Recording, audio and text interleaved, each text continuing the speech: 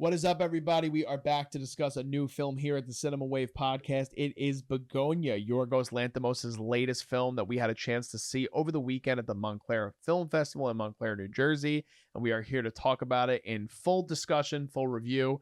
There will be spoilers ahead, so if you guys haven't had a chance to see this film at the festival or at any other festivals prior, you guys can hold off on this review until it comes out in theaters. But I'm going to be one of your hosts for this. My name is Darian Scalamoni. I'm joined by Liz Seiko. Hello, what's happening? And Vinny Albano. Hello, hello. So we're all Yorgos fans to some degree. We all have had different experiences with his filmography. I think I've seen the least of his movies here on the panel today. I have only seen previously The Favorite and The Lobster. I'm behind on Poor Things. I'm behind on Kinds of Kindness, movies that I still need to see.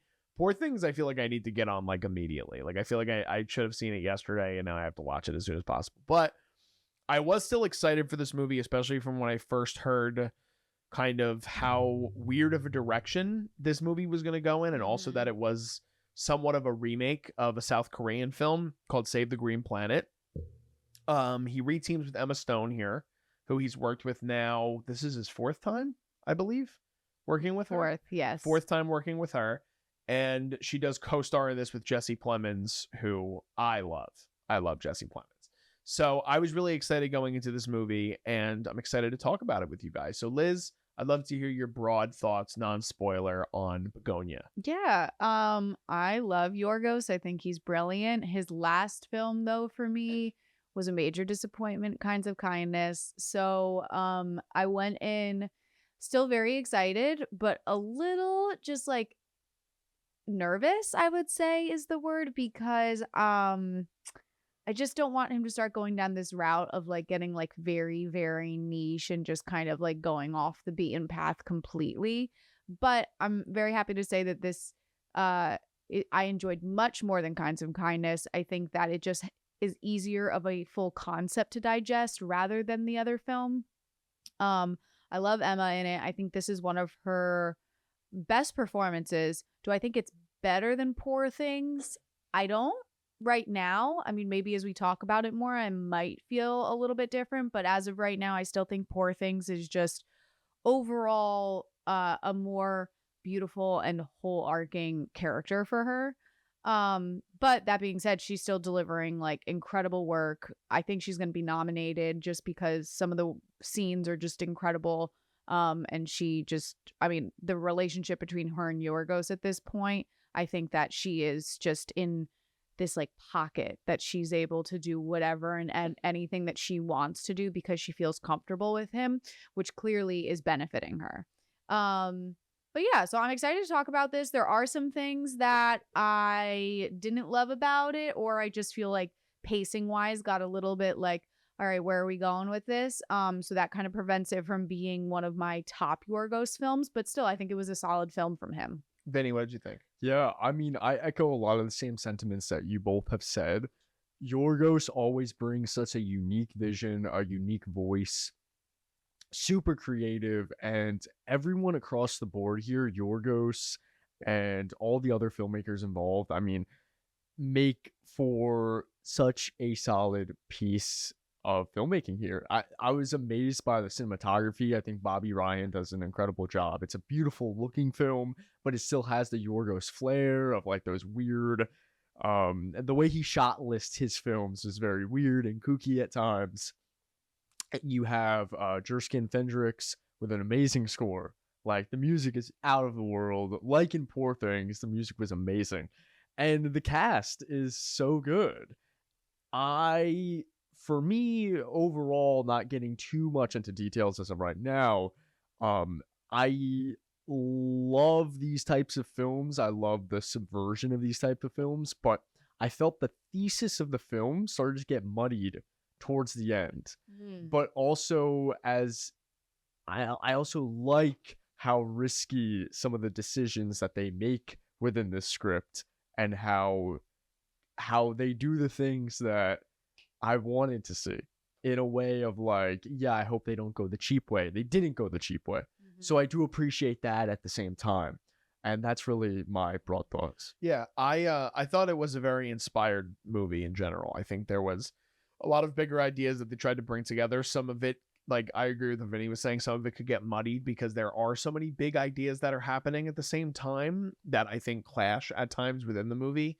But it really is like a three-hander. It's mostly Jesse Plemons and Emma Stone, but then there is a performance by a young actor named Aidan Delbis in his first film, and he's terrific in it. Yeah. And basically, because we haven't, I guess, talked about the general plot of the movie yet, and you do basically see this in the trailer, but what it is Teddy and Don. They play, I believe they're cousins, and they are two young men who are following a conspiracy theory, essentially, that Emma Stone, who plays this high-powered CEO, this powerful female in the world of a major company, that she is an alien who is there to destroy Earth. Just that in and of itself is a very big idea, and it plays out in this way where eventually they kidnap her and they're kind of keeping her hostage to get answers out of her. And this is where it walks this very interesting balancing act of dark comedy and like legitimate horror, like things where you're like, I cannot believe that they're putting her in certain situations that they are in this movie. So again, now diving into some more of the spoilery thoughts for you, how do you feel that they balanced that tone in this movie, Liz? Because there are some scenes where I almost was so I was so taken aback by what was happening. I kind of like shielded my eyes a little bit. I was like, I can't believe that they're doing this to this woman. I'll start with like the transitions between kind of the dark comedy and then the horror aspects. I think it flowed very well. Like it didn't bother me at all. I also think that the lighter moments, or they weren't even lighter moments though, of like comedy, it really was just kind of like, it's not like laugh out loud comedy, but it's just like awkward situations or awkward moments, or like somebody saying something just so unfiltered that you're like, oh my God, like how can they say this? And I think that that's needed though, because when you're talking about such a heavy topic of like this woman getting kidnapped, and then also like talking about existential possibilities, like I think you need some levity in there. So I'm glad they did it that way. I think they did it enough. It wasn't so much comedy where you're like, this is bipolar almost at the same time. So I think they did go with it. And then like the horror aspects, I didn't feel that way. I didn't have to like cover my eyes or look away at all. There's only one scene that the torture scene. Yeah. It's Yeah. brutal. It's a brutal visual. But they do it so well where it's not. That was one of my favorite moments, because for me, they didn't really show her actually being tortured. It was just sound. Yeah. It was fully sound. And we didn't really get to see her until the torture was done. And so we saw the aftermath of it, which to me is so much more terrifying. Yeah. Of not really knowing, like, to what extent is she, like, being fully tortured. All you can hear is you just hear it, so then your imagination starts. It was going so crazy. unsettling. Yeah. It was, which I think is better, because I don't know, sometimes you don't need to show everything visually. You can just use the elements of sound to enhance the experience. So I thought they did a great job with it. Vinny, what do you think? Yeah, sorry, I hit the mic here. I was just trying to make it stop ringing. I personally really enjoyed it.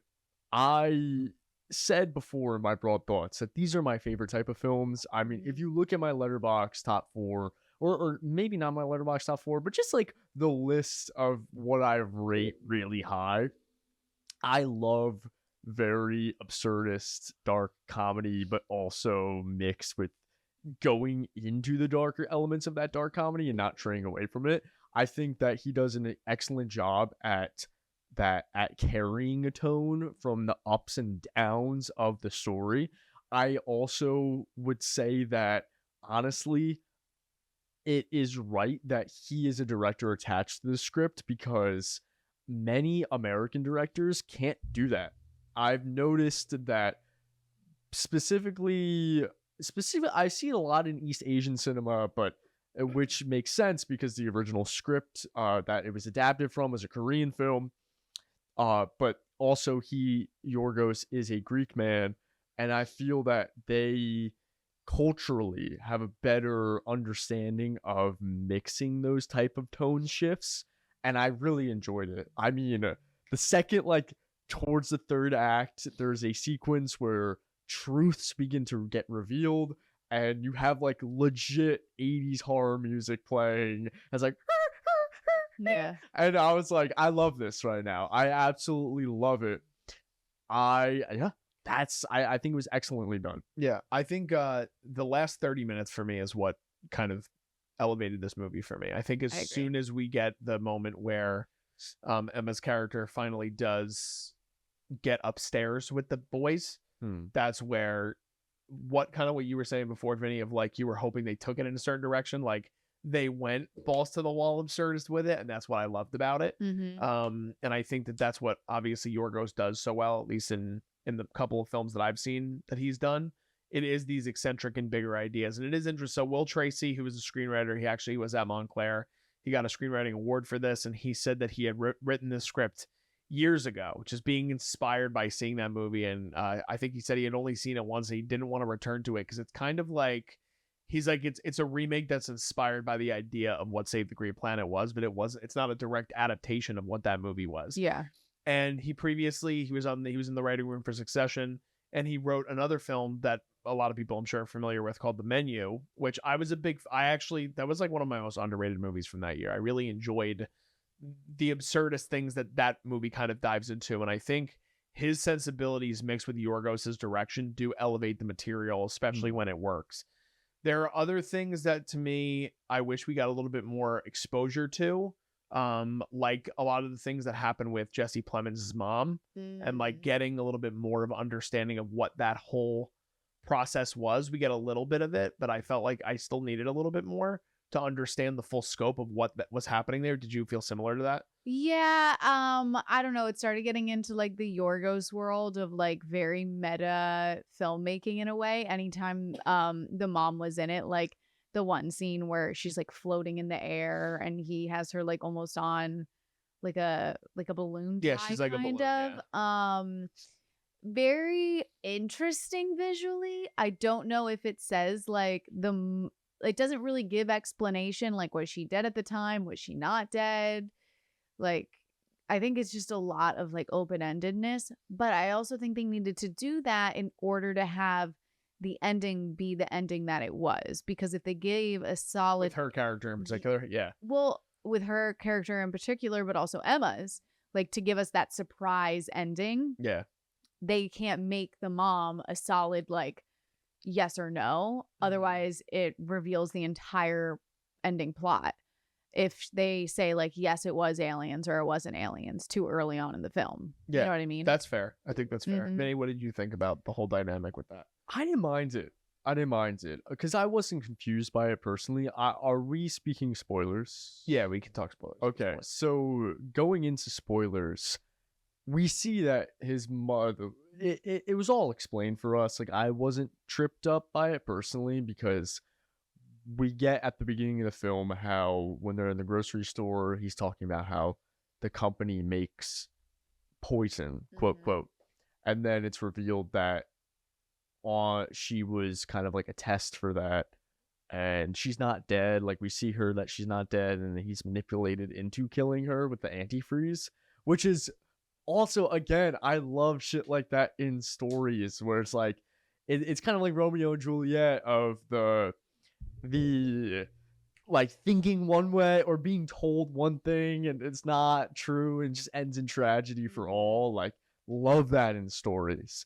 I loved it here. It's so shocking. It's so like, you just want to shake the characters, but in a good way. So I didn't mind it. I personally had no confusion around the mother. I also want to talk about something like going off the antifreeze. I think the one thing that really made this film stand out to me and make me like it even more is that we clearly are kind of talking about different political point of views as well without necessarily diving into left or right. And Will Tracy also said this, that he wasn't interested in having one person be right and one person clearly be wrong. He wanted both arguments to be able to have solid ground to stand on, but also so that you could see how both of them kind of are crazy in their own conspiracy ways. And so for me, that just is such brilliant writing, because you almost feel bad for both characters, but then you also, on the flip side, can see how crazy they both are, and you just want to shake them, as you said, Vinny, shake them and be like, listen to what you're actually saying. But then it builds such empathy because you can understand the reasons that they're arguing, which that is just where we need to start going. I think as films develop more and more political films come out, I think showing like what is the argument and why do people fully believe what they're arguing, not just having somebody argue for the point of an argument. Exactly. Yeah, so I actually want to add to that, and I want to pose a question for you, because when I mentioned that the film's thesis started getting muddied for me, it actually directly involves that, because I loved it throughout. I mean, I still like the ending of the film because I like the risk that it takes, but I loved how those first two acts it was a commentary on misinformation, but then also like in the modern era, how people, we've had such things as like the quote Pizzagate shooting, where a dude literally shot a pizza restaurant due to the Pizzagate conspiracy theory, and so much more, right? Conspiracy theories are really rampant, and it's gotten to a very violent, dangerous point in the modern era. It also, like, I've noticed commentary on, I perceive the film as the corporation that Emma Stone runs as this kind of how corporatism has almost destroyed Americana. Yeah. And how corporatism and conspiracy theories is a direct result from the harm that that corporatism has done to America, and how it has stripped like normal jobs, and how now everyone's just like scanning boxes and shit, right? Yeah. However, when we get the reveal that she really is an alien and he was actually right all along, it's to the point of like, okay, so now where's the thesis go? Because now I'm on board with that. I'm on board with Will Tracy's intent, and I do think he's a tragic character, although not morally correct.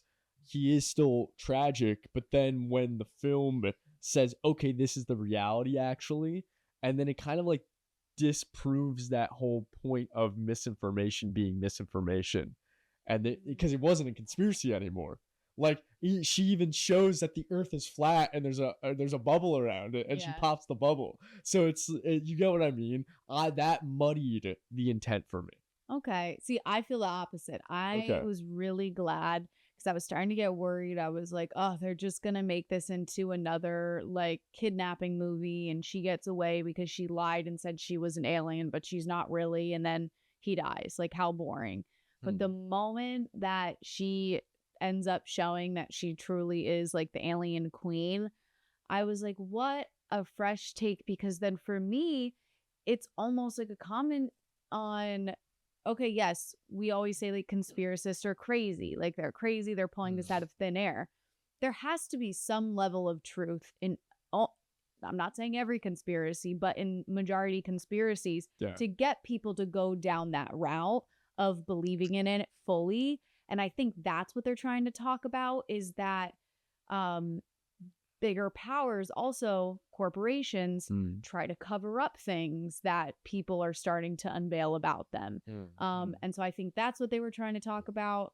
And yeah, so for me, it worked. I understand how you could feel that it doesn't, because it probably was also a little bit like gimmicky in a way of like, of course she ends up being an alien, but for me it worked. What about you, DJ? I think that it's a movie that is, I agree with what you were saying in terms of there being like truth, but I also think it's even more poignant and present because it's kind of having this perspective of no matter what, everybody is angry at something, which I think is the most interesting thing that the movie, which I think is great that we all have different interpretations on it, which make it such an interesting kind of piece of literary work. But to me, I just feel like it's such an angry movie. It's a movie where like Jesse Plemons' character is so angry at what this other person is doing to affect his life instead of like creating a different life for himself. But then you also find out later on in the film that he's abused as a child, and that could play a part in the thinking or the kind of the torpedoing of his own brain and diving deeper into these things that yes, that it does have a different meaning when it's actually true. But then even the same thing with Emma Stone's character, it's like she's angry with the fact that somebody is trying to actually find out who she actually is. And she refuses to give forth that information because she's worked hard in her own mind to get to where she's gotten to disguise the fact that she's an alien. Yeah. So I do like that the movie does play in that way, but I think that it talks a lot more about the unfortunate reality that we're at in the world now, where it's like everybody can find something to be angry at any given time. Point. So I think that's interesting that they kind of leverage that and they heighten it and kind of crescendo as the movie goes along until you literally get to the moment where everybody drops dead, which I want to talk about the ending too. I love the ending, and I don't know if it was I know Tom Hall was talking to Will Tracy about it, but I wasn't sure if Tom was the one that like brought up the ending or if Will specifically was talking about it in the answer of another question. But they were like, I didn't know how like it would be received, like the ending. I love that it showcases just everybody being on an even plane of like, it doesn't matter where you are, it doesn't matter what you're doing. That's it. Like that's where you're at. So I'll start with Vinny. What did you think about the way that the movie ended? Yeah, it's piggybacking off of your interpretation of it. It is very bittersweet and it's a way that I enjoy because it just says that a lot of the anger that we express is kind of futile. Not that it isn't valid, but a lot of it is just useless because at any moment, nukes can go off and the world could be over and we're all dead. You know what I mean? So it's kind of that same train of thought. That's how what I took away from it. Liz, what did you think about it? I think that it also just made me feel of like things will go on without us as like human beings, because one of the shots that really stuck with me is I think that people were lying down, but like the dogs and like the pets were still walking around, and then like the bees were going, and I'm like, the fish out of the tank. Yeah. Like I was just like, wow, like we all think that the world truly revolves around us, but like it doesn't. And like the sun will still rise even if like we're not all here. So I thought it was a very profound way to end the film, with just like a final statement after talking about such big topics. It's hard. Like when you start talking all these big existential conversations in a film, you can't really end it on like a simple button note. You do kind of need to have a like big finale in a way, and I think that they did that, and I enjoyed it.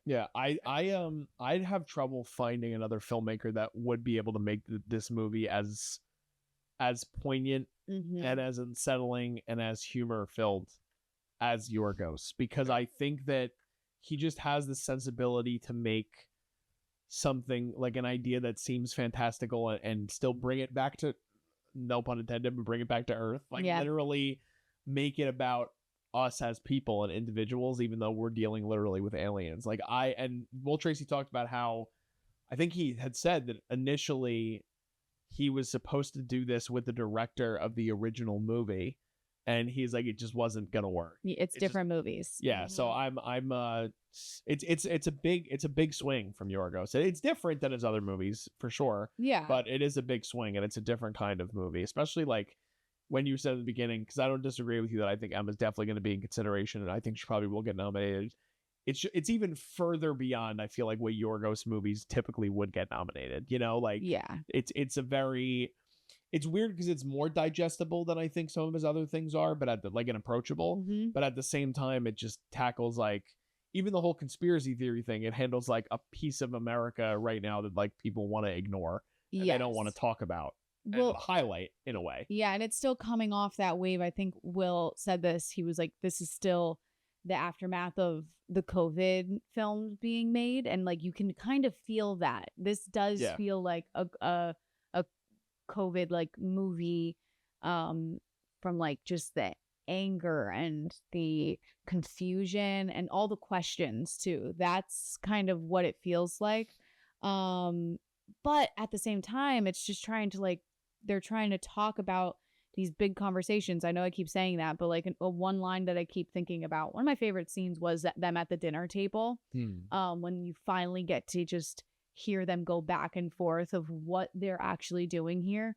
And finally, Emma just says like, that's the truth. And he's like, you're lying. And she's like, even if I was, or I don't remember the exact wording, but she pretty much is like, truth, lie, either way, I'm not going to convince you otherwise. And like that for me is really where I think America is right now, is like people just don't want to hear each other out anymore. We don't care what you have to say because I've already made up my mind and I don't want to hear your rebuttal. And I think it's just it's a good conversation to be putting out in the world right now. Yeah, for sure. Vinny, you had something before? Because when you were talking about the ending, we looked up what the meaning of Bugonia means. And that reminded me, because you were talking about how like the world moves on and new life is born, almost like bees emerging out of a carcass of a cow. Yeah. So it's interesting. Yeah, we didn't know what Bugonia meant before we started. So we had to look it up. I'm glad we looked it up. I wanted to ask you guys something because I haven't had a chance. I'm actually one of the movies that I missed in theaters this year that I'm most excited to see when it comes on streaming is a movie called Eddington. And it's ironic because I've only seen one Ari Aster movie and I fucking hated it. But it was the movie of his. I'm not a huge horror person. I know there are horrific elements to it, but it's more of like a modern thriller. It is a COVID movie, directly a COVID movie. And a lot of the reactions to Bugonia I'm seeing is similar to saying like Bugonia is an excellent companion piece to Eddington. Now, correct me if I'm wrong. You did the review on the channel with Vinny, correct? It was you. Yes, Vinny and I did do it. So I'm very curious for both of you guys. Can you tell me if you agree with that statement in that it could be a good companion piece to what the filmmaking is in Eddington? Yeah, but I just feel like companion piece is and I don't want to sound like I don't want to be that guy, but be that guy. But a companion piece is too specific of a word. I wouldn't use the word companion piece. I wouldn't pair the two films. I would just look at this year of film as in a bottle, you know, because also One Battle After Another, extremely politically driven film that is obviously One Battle After Another you have a lot of fictional elements, but it carries real world weight to it. And that's another film that came out this year. So if you would say companion piece, then why not include that too? Or why not include, I could go on and on. I feel like this year has just been a direct result of what was written during COVID and also what's going on in the modern day right now. And we're seeing just the aftermath of that. Liz, you agree? I think I could understand and see why people say that. Would I? No. Just because, I guess you could say like they're both trying to cover this specific period in time in America. But, I don't know. They're both very different films also to me. But then again, it's like, do they have to be this, like, can they be different films in order to be companion pieces? I don't know. Like, what would you consider another companion pairing film? I don't know. Right? I don't know either. It could be just based on interpretation, but I think it speaks more to like what you were saying, Vinny, where it's just we're in a specific time and there are movies that are being made of the time. Yeah. That's really what it is. I think it's just that the films that are coming out now were written, as Will said, 6 years ago, which is 2019, 2020, which is crazy to say, but like it's true. And now things are being put out from that time period still. That are reflective of those times and what had built up to where we're at now. Exactly. Yeah. Which, I mean, I guess then you can say it's a companion piece to that. Yeah. I'm not sure is there anything else that you guys wanted to we should talk about the performances a little bit more. Yeah. So much of this movie hinges on the tit for tat between Jesse Plemons and Emma Stone's characters. We get skinny Jesse Plemons in this again. It's so interesting. I feel like he's like the new Christian Bale, where he is just fluctuating weight between movies. I don't know if this is his current weight or if whatever. I don't know, but this was one of my favorite performances of his, and obviously he's at the forefront. He is an underrated actor that he's led other movies, but I think this is kind of a showcase for him, at a different kind of role, obviously. But you can kind of see just the anger again manifesting within him and kind of being output in this. I don't even know how to explain it, but I don't know. It's a really good performance. It's one that I would rank among some of the best that I've seen this year. And Emma obviously is great too. Yeah. Emma, like, not to say that he won't be nominated. I hope he's at least in consideration for it. But best lead actor, there's a lot. So it's a heavy category this year. I know. Lead actress, I think, is a little bit weaker, and Emma is a 2-time Oscar winner, correct?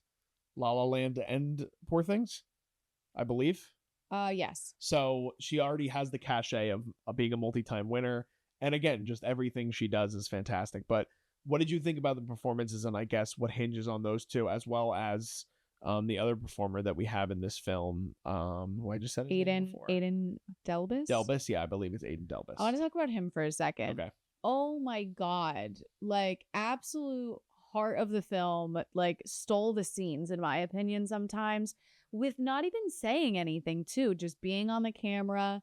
I mean, I can't imagine my first time, like, having an acting career, and I'm literally in a Yorgos film across from Emma Stone. Like, that's wild. Yeah. And the fact that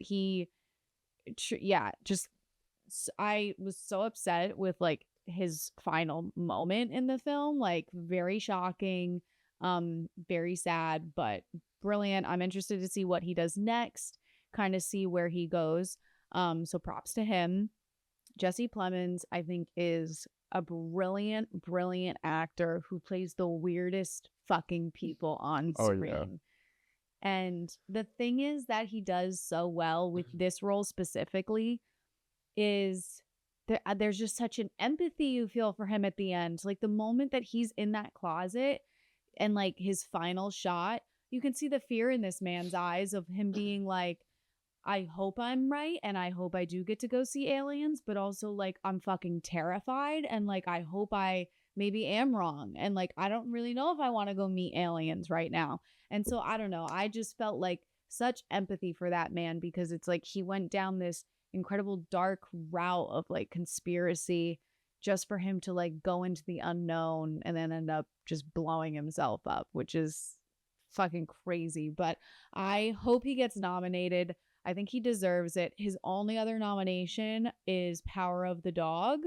And I think that should not be his only nomination, because I don't really love that movie. And so I think that this should be his nomination film, and he deserves it.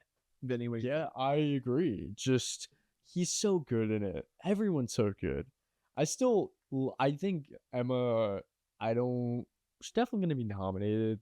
I don't see her winning personally, just because I think she went a lot more out there with a role like Poor Things, and even like a role like La La Land. It's so much more to the role, and there's so much more physicality to both those roles compared to what is in here. Not that what's in here is bad, because it's still great. But Jesse, yeah, I want to see him at least get the nomination, because he for me is carrying the film at times. If he wasn't as good at displaying this character and displaying the tragedy, like, even from the even from the get-go, he is filled with such sadness and such tragedy that you could just see behind his eyes. Yeah. That he has to get a nom. He really does. So I hope. Tough year. I hope. That's a tough year. But other than that, I feel like that's pretty much it. Is there anything else you guys wanted to cover, or are you ready for scores? No, I think you do scores and final thoughts. All right. I guess I'll start. Do it. I enjoyed this movie. I didn't love it. I enjoyed it though. It's something that I do think maybe my score can grow over time. There were moments where, like I said, it just got a little muddied in the middle of it.